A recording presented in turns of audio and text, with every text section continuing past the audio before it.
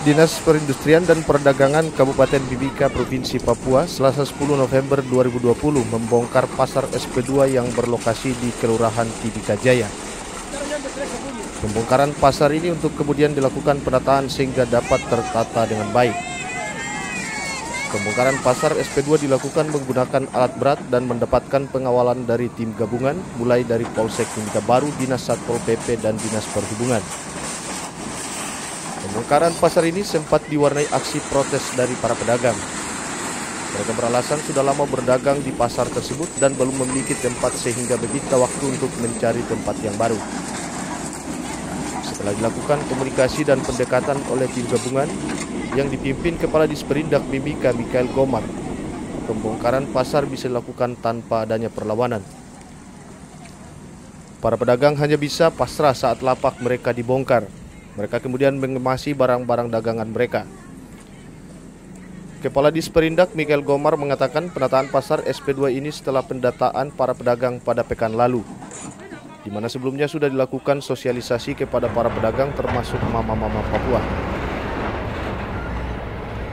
Pedagang mama-mama Papua berharap bisa segera dilakukan penataan sehingga mereka dapat berjualan di gedung pasar yang sudah disediakan oleh pemerintah. Terkait penolakan oleh pedagang, Gomar mengatakan memang ada pro dan kontra terkait rencana pemerintah melakukan penataan pasar.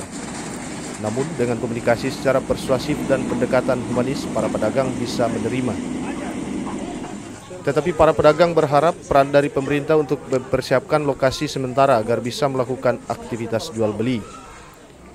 Gomar menegaskan setelah dilakukan penataan pasar, para pedagang yang ada tetap akan berjualan di tempat ini.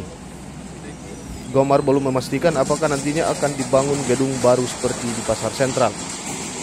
Namun, Disperindak akan berupaya mengusulkan anggaran pembangunan gedung pasar itu pada APBD 2021. Adapun pengelolaan pasar SP2 di bawah pengawasan Disperindak. Dengan demikian, semua pedagang tentu akan terdata secara baik. Untuk sementara pro kontra ya, namanya penataan pasti ada pro kontra dengan antara pedagang yang terima maupun yang tidak menerima penataan yang kita lakukan di pasar SP2. Namun dengan komunikasi dan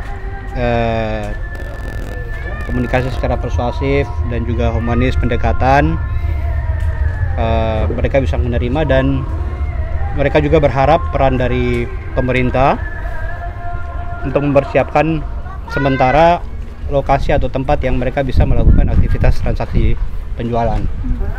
Dan ini nanti akan dibicarakan untuk di dalam kawasan pasar sendiri. Mereka juga tidak ingin untuk keluar dari lingkungan pasar sentra, pasar SP2. Dan kami juga sudah sampaikan bahwa penataan pasar SP2 ini setelah selesai, mereka juga yang akan berjualan di dalam pasar SP2.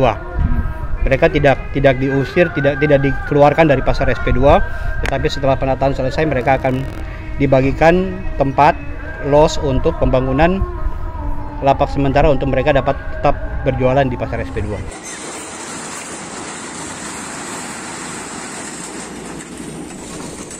Tim Liputan Seputar Papua TV melaporkan.